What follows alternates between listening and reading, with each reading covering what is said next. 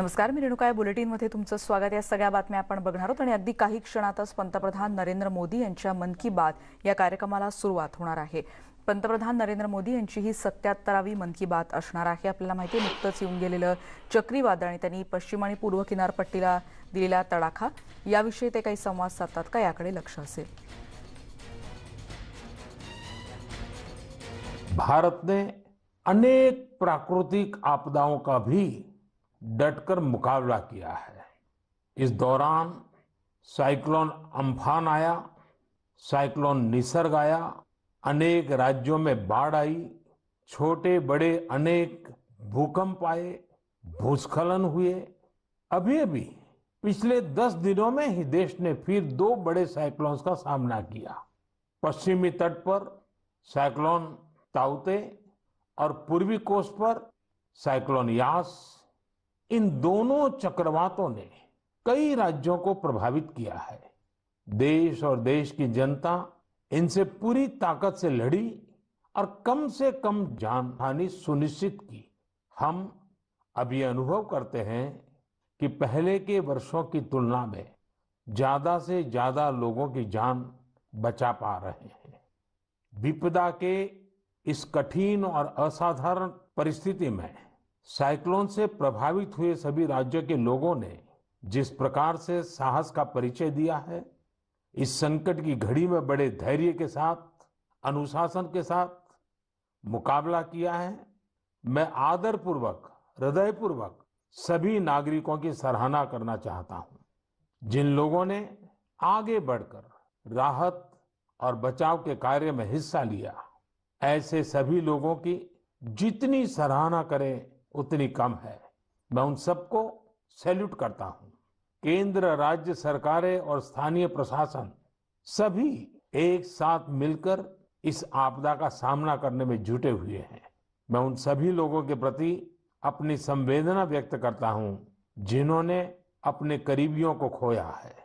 हम सभी इस मुश्किल घड़ी में उन लोगों के साथ मजबूती से खड़े हैं जिन्होंने इस आपदा का नुकसान झेला है।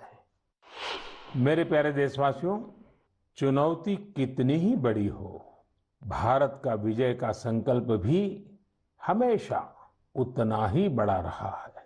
देश की सामूहिक शक्ति और हमारे सेवा भाव ने देश को हर तूफान से बाहर निकाला है।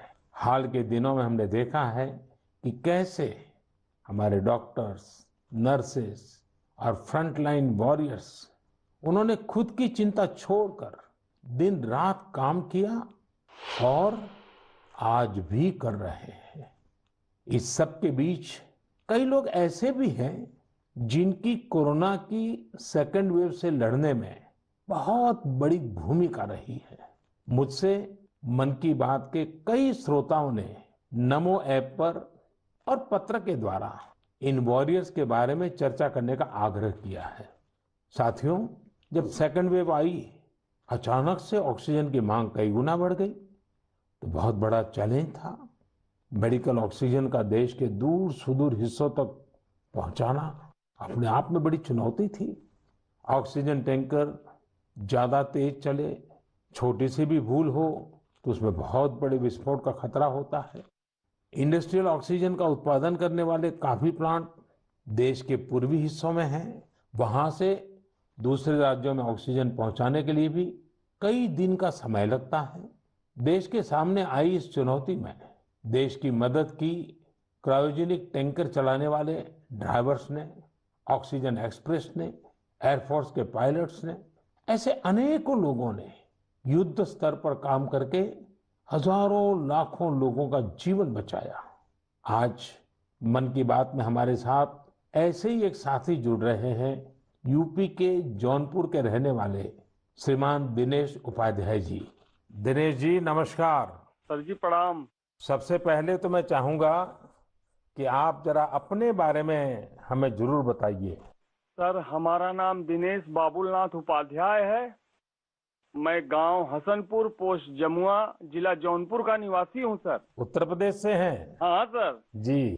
और सर, हमारा एक लड़का है, 2 लड़की और औरत और माँ बाप। और आप क्या करते हैं? सर मैं ऑक्सीजन का टैंकर चलाता हूँ सर, लिक्विड ऑक्सीजन का। बच्चों की पढ़ाई ठीक से हो रही है? हाँ सर, बच्चों की पढ़ाई हो रही है, लड़कियां भी पढ़ रही हैं दोनों, और मेरा लड़का भी पढ़ रहा है ये सर। ऑनलाइन पढ़ाई भी ठीक से चलती है उनकी? हाँ सर, अच्छे ढंग से कर रहे हैं। अभी बच्चियां हमारी पढ़ रही हैं, ऑनलाइन में ही पढ़ रही हैं सर। सर 15 से 17 साल हो गया सर, मैं ऑक्सीजन का टैंकर चलाता हूँ सर। अच्छा, आप ये 15-17 साल से सिर्फ ऑक्सीजन लेके जाते हैं, तो सिर्फ ट्रक ड्राइवर नहीं है आप, एक प्रकार से लाखों का जीवन बचाने में लगे हैं। सर हमारा काम ही ऐसा है सर, ऑक्सीजन टैंकर का, कि हमारी जो कंपनी है आइनॉक्स कंपनी, वो भी हमारा लोग का बहुत ख्याल करती है। और हम लोग कहीं भी जाके ऑक्सीजन खाली करते हैं तो हमें बहुत खुशी मिलती है सर। लेकिन अभी कोरोना के समय में आपकी जिम्मेदारी बहुत बढ़ गई है। हाँ सर, बहुत बढ़ गई है। जब आप अपने ट्रक की ड्राइविंग सीट पर होते हैं तो आपके मन में क्या भाव होता है? पहले की तुलना में क्या अलग अनुभव? काफी दबाव भी रहता होगा, मानसिक तनाव रहता होगा, परिवार की चिंता, कोरोना का माहौल, लोगों की तरफ से दबाव, मांगे, क्या कुछ होता होगा? सर हमें कोई चिंता नहीं होता, हमें खाली यही होता है कि मैं अपना जो कर्तव्य कर रहा हूँ सर जी, वो हम टाइम पे लेके, अगर हमारे ऑक्सीजन से किसी को अगर जीवन मिलता है तो ये हमारे लिए बहुत गौरव की बात है। बहुत उत्तम तरीके से आप अपनी भावना व्यक्त कर रहे हो। अच्छा, ये बताइए, आज जब इस महामारी के समय लोग आपके काम के महत्व को देख रहे हैं, जो शायद पहले इतना नहीं समझा होगा, अब समझ रहे हैं, तो क्या आपके और आपके काम के प्रति उनके नजरिए में परिवर्तन आया है? हाँ सर जी, अभी पहले हम ऑक्सीजन के ड्राइवर कहीं भी जाम में इधर उधर फंसे रहते थे, लेकिन आज के डेट में प्रशासन ने भी हमारा लोग का बहुत हेल्प किया। और जहाँ भी हम जाते हैं, हम भी, हमारे अंदर से एक जिज्ञासा आती है, हम कितने जल्दी पहुंच के लोगों की जान बचाएं सर। चाहे खाना मिले चाहे न मिले, कुछ भी दिक्कत हो, लेकिन हम हॉस्पिटल पहुंचते हैं जब टैंकर लेके, और देखते हैं कि हॉस्पिटल वाले हम लोग को वी का इशारा करते हैं, उनके फैमिली लोग जिसके घर वाले एडमिट होते हैं। अच्छा, विक्ट्री का भी बताते हैं? हाँ सर, वी बताते हैं, कोई अंगूठा दिखाता है। हमको बहुत तसल्ली आती है हमारे जीवन में कि हमने कोई अच्छा काम जरूर किया है, जो मुझे ऐसा सेवा करने का अवसर मिला है सर। सारी थकान उतर जाती होगी। हाँ सर, हाँ सर। तो घर आकर के बच्चों से बातें बताते हो आप सब? नहीं सर, बच्चे तो हमारे गांव में रहते हैं, हम तो यहाँ आइनॉक्स एयर प्रोडक्ट में मैं ड्राइवरी करता हूँ। 8-9 महीने के बाद तब घर जाता हूँ तो सर। कभी फोन पे बच्चों से बात करते होंगे, तो हाँ सर, बराबर होता है। तो उनके मन में रहता होगा, पिताजी जरा संभालिए ऐसे समय। सर जी वो लोग बोलते हैं, पापा काम करो लेकिन अपने सेफ्टी से करो, और हम लोग सर सेफ्टी से काम करते हैं। हमारा मानगांव प्लांट भी है और आइनॉक्स बहुत हमारा लोग का हेल्प करता है। चलिए दिनेश जी, मुझे बहुत अच्छा लगा आपकी बातें सुन करके, और देश को भी लगेगा कि इस कोरोना की लड़ाई में कैसे कैसे किस प्रकार से लोग काम कर रहे हैं। आप 9-9 महीने तक अपने बच्चों को नहीं मिल रहे हैं, परिवार को नहीं मिल रहे हैं, सिर्फ लोगों की जान बच जाए। जब ये देश सुनेगा ना, देश को गर्व होगा कि लड़ाई हम जीतेंगे, क्योंकि दिनेश उपाध्याय जैसे लाखों लाखों ऐसे लोग हैं जो जी जान से जुटे हुए हैं।